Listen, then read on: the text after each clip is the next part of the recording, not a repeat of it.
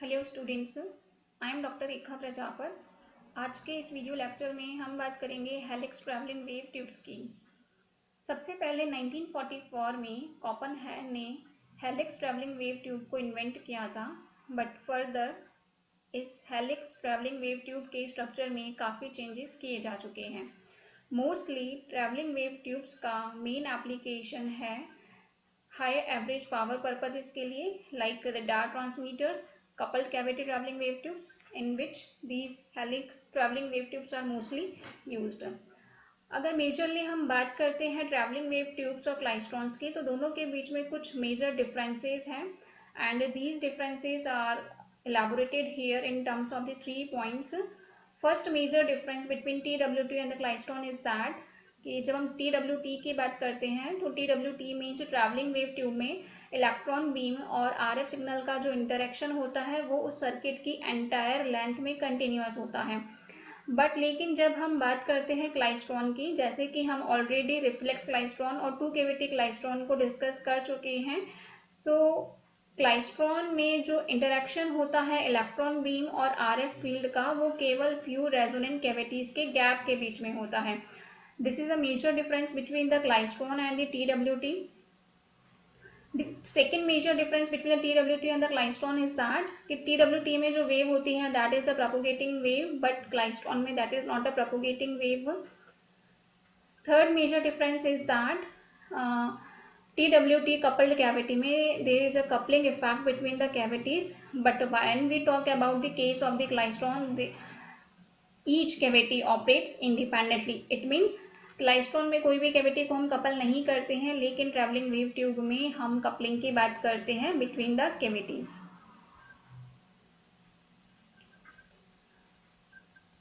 Now I am talking about the structure of the helix travelling wave tube. Helix travelling wave tube में electron beam और एक slow wave structure होता है।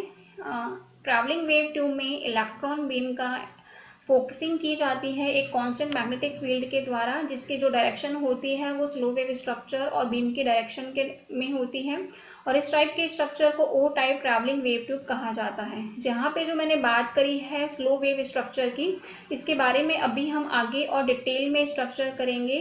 ये जो slow wave structure होता है, it is either a helical type और द फोल्डेड बैक लाइक। इसके बारे में अभी हम आगे और डिटेल में स्टडी करेंगे। जब TWT में सिग्नल को प्रोपोगेट किया जाता है इस हेलिकल स्ट्रक्चर के अराउंड, तो उस केस में वहां पे सेंटर के अक्रॉस, हेलिक्स के सेंटर के अक्रॉस एक इलेक्ट्रिक फील्ड जनरेट होता है, और इस इलेक्ट्रिक फील्ड की जो डायरेक्शन होती है वो हेलिक्स के एक्सिस के डायरेक्शन में होती है, और this electric field progresses with the velocity which is very close to the velocity of the light. It means ये जो इलेक्ट्रिक फील्ड है वो एक वेलोसिटी के साथ में आगे बढ़ता है along the axial direction of the helix, और इसकी जो वेलोसिटी होती है that is equals to the velocity of the light which is multiplied by the ratio of the helix pitch to the helix circumference. ये क्या होते हैं अभी हम इसके बारे में और आगे डिस्कस करेंगे। जब एक हेलिक्स ट्यूब में इलेक्ट्रॉन एंटर करते हैं तो उनके बीच में एक इंटरेक्शन होता है, और ये इंटरेक्शन होता है मूविंग एक्सियल इलेक्ट्रिक फील्ड और मूविंग इलेक्ट्रॉन्स के बीच में, और इस प्रकार से ये एवरेज इलेक्ट्रॉन्स अपनी एनर्जी वेव को ट्रांसफर करते हैं इन द हेलिक्स ट्यूब, और this type of the interaction between the electron and the field it causes the signal wave on the helix to become larger. जब ये electron किसी helix tube में enter करते हैं और उस केस में फील्ड की वैल्यू 0 होती है तो सिग्नल इज नॉट अफेक्टेड, और अगर जो इलेक्ट्रॉन हेलिक्स ट्यूब में एंटर कर रहे हैं in that case there is an accelerating electric field, then the electrons will be accelerated, and when there is a retarding field then the electron will be deaccelerated. So there will be the 3 types of the cases. Electron की velocity में कोई changes नहीं आएगा जब field की value 0 है। जब field की वैल्यू एक्सेलरेटिंग है उस केस में इलेक्ट्रॉन भी एक्सेलरेटेड होगा, और रिटार्डिंग फील्ड की कंडीशन में इलेक्ट्रॉन की वेलोसिटी में डिक्रीमेंट आएगा। So there are the 3 cases. और जैसे जैसे इलेक्ट्रॉन जो है हेलिक्स में आगे बढ़ते हैं वो कलेक्टर के एंड की तरफ एक बंच बनाते हैं, and this bunching shifts the phase by π/2, and each electron in the bunch encounters a stronger retarding field, and in this way the electrons की जो माइक्रोवेव एनर्जी होती है वो इलेक्ट्रॉन बंच के द्वारा ट्रांसफर की जाती है वेव को इन द हेलिक्स ट्यूब, और इस प्रकार से यहाँ पे सिग्नल का एम्पलीफिकेशन प्रोसेस होता है. So this was the about the basic structure of the travelling wave tube which just differs from the klystron in some 3 points. Now further I am talking about the some characteristics of the traveling wave tubes. There are the some fundamental characteristics of the traveling wave tubes like its frequency range. Traveling wave tube की frequency range होती है starting from the 3 GHz and up to higher. Its bandwidth is about 0.8 GHz. Efficiency is 20 to the 40%. Power output is about up to the 10 kV average, and its power gain is up to the 60 dB. As जब मैंने आपको बात की थी, जब मैं बता रही थी कि हेलिक्स ट्रैवलिंग वेव ट्यूब में एक तो इलेक्ट्रॉन बीम और मेनली स्लो वेव स्ट्रक्चर होता है, तो अब मैं आगे बात कर रही हूँ कि यह स्लो वेव स्ट्रक्चर क्या होता है. So now I am talking about the slow wave structure. देखिए, जब भी हम किसी सर्किट की ऑपरेटिंग फ्रिक्वेंसी को इंक्रीज करते हैं तो उस केस में रेजोनेंट सर्किट की इंडक्टेंस और कैपेसिटेंस दोनों ही डिक्रीज हो जानी चाहिए, ताकि हमें जो ऑसिलेशंस मिल रहे हैं वो पर्टिकुलर फ्रिक्वेंसी के मिले और to maintain the resonance at the operating frequency. Because ऐसा हम इसीलिए कहते हैं क्योंकि जो हमारे पास में रेजोनेंट सर्किट होती है उसकी गेन बैंडविड्थ लिमिटेड होती है, और बिकॉज हम ये चाहते हैं कि हमारे पास में लार्ज आउटपुट जनरेट हो, और अगर ऐसा होगा तो हमारे वहाँ पे लार्ज आउटपुट हम वहाँ पे गेन नहीं कर सकेंगे. सो यहाँ पे हमारे पास में कुछ नॉन रेजोनेंट पीरियोडिक सर्किट्स या जिन्हें हम स्लो वेव स्ट्रक्चर्स कहते हैं, ये सर्किट डिजाइन किए जाते हैं ताकि हम हमारे सर्किट की एक लार्ज गेन को जनरेट कर सके along with its wide bandwidth. तो इस प्रकार से हम यहाँ पे TWT में स्लो वेव स्ट्रक्चर या फिर नॉन रेजोनेंट पीरियोडिक सर्किट्स को यूज में लेते हैं ताकि हम सर्किट के गेन को इंक्रीज कर सके over a wide band width.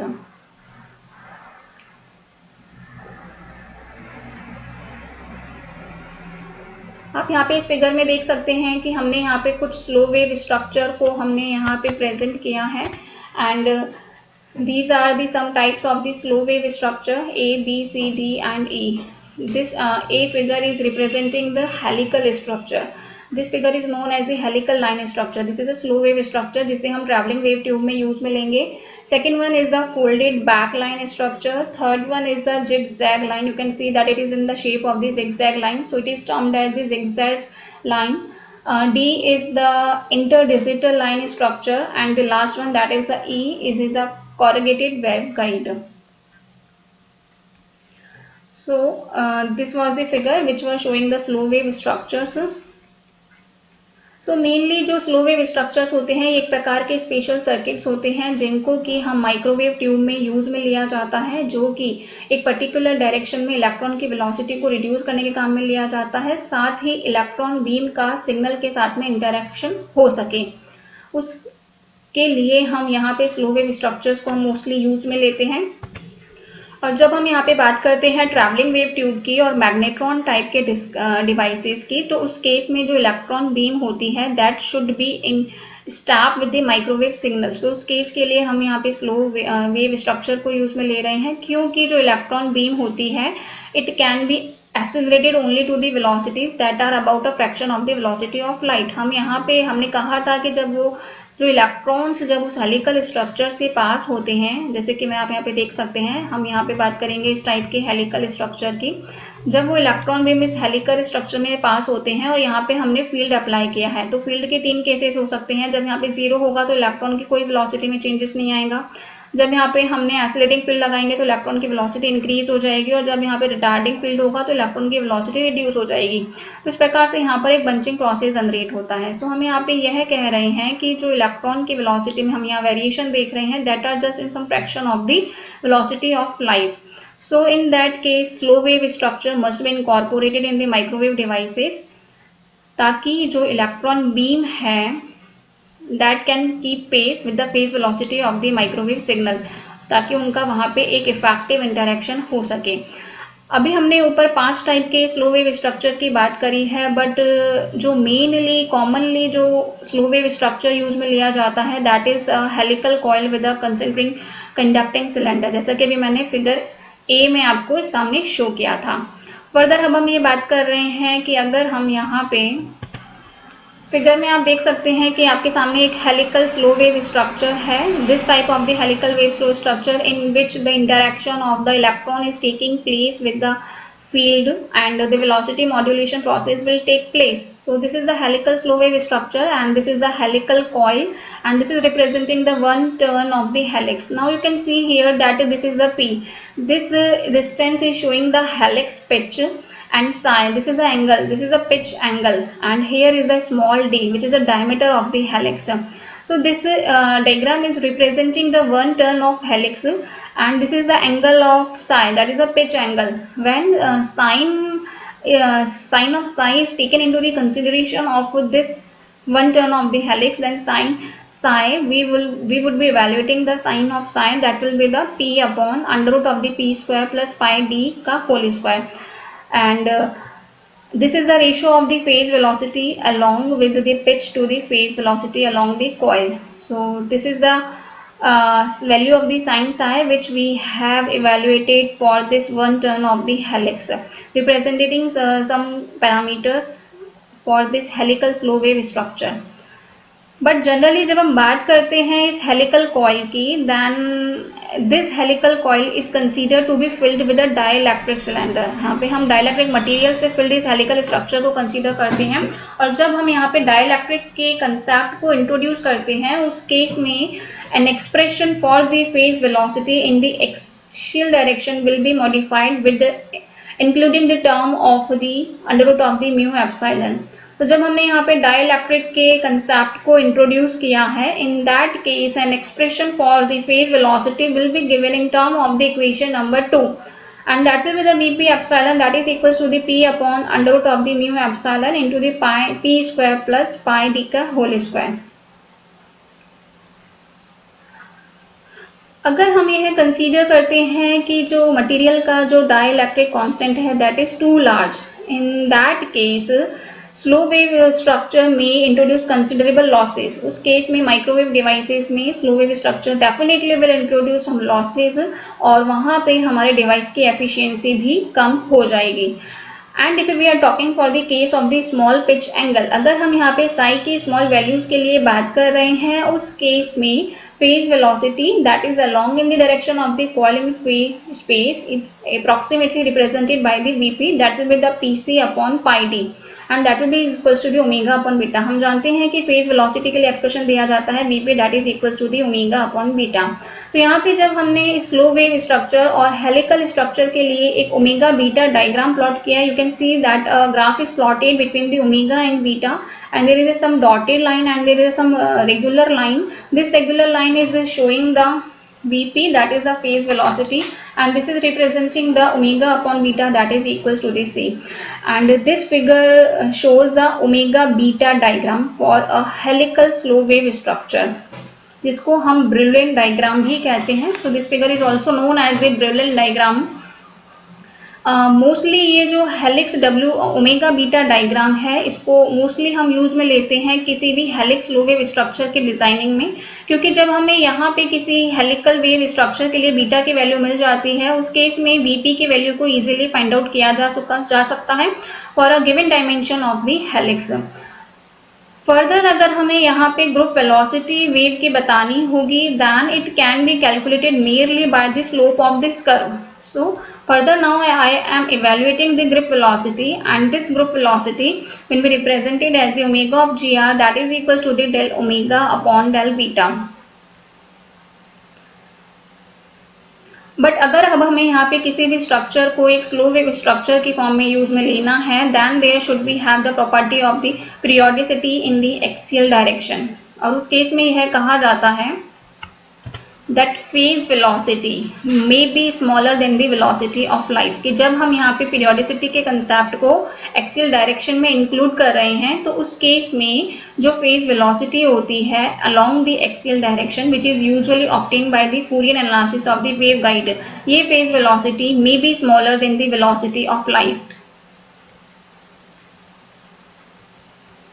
और जैसा कि हमने देखा था कि हेलिकल स्लो वेव स्ट्रक्चर में अगर हम आगे या पीछे थोड़ी सी ट्रांसलेशन करते हैं, through a distance of the one pitch. तो हमें वहाँ पे आइडेंटिकल स्ट्रक्चर ही बार बार मिलेगा। सो आप यहाँ पे देख सकते हैं इस फिगर में कि जब मैं यहाँ पे थोड़ा सा एक डिस्टेंस के बाद में वापस आऊंगी तो मुझे उसी टाइप का स्ट्रक्चर यहाँ पे मिल रहा है। So there may be a some structure identically repeated. So thus the period of the helical slow wave structure ends its pitch. तो इस प्रकार से जब हम यहाँ पे स्लो वेव स्ट्रक्चर की फील्ड की बात करते हैं, then it must be distributed according to the Floquet theorem. और ये फ्लॉकेट थ्योरम कुछ पीरियोडिक बाउंड्री कंडीशंस के लिए कंसीडर की जाती है।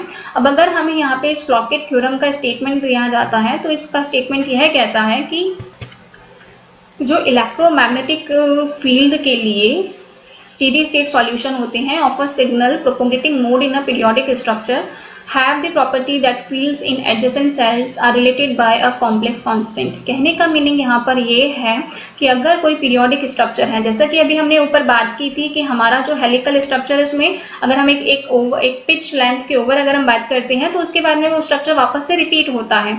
तो अगर हम इस टाइप के अगर किसी पीरियोडिक स्ट्रक्चर में एक सिंगल प्रोपोगेटिंग मोड के लिए इलेक्ट्रोमैग्नेटिक फील्ड के सॉल्यूशन की बात करते हैं तो उसके पास में एक प्रॉपर्टी होती है कि ये जो एडजेसेंट सेल्स में जो फील्ड्स होते हैं they are related by a complex constant.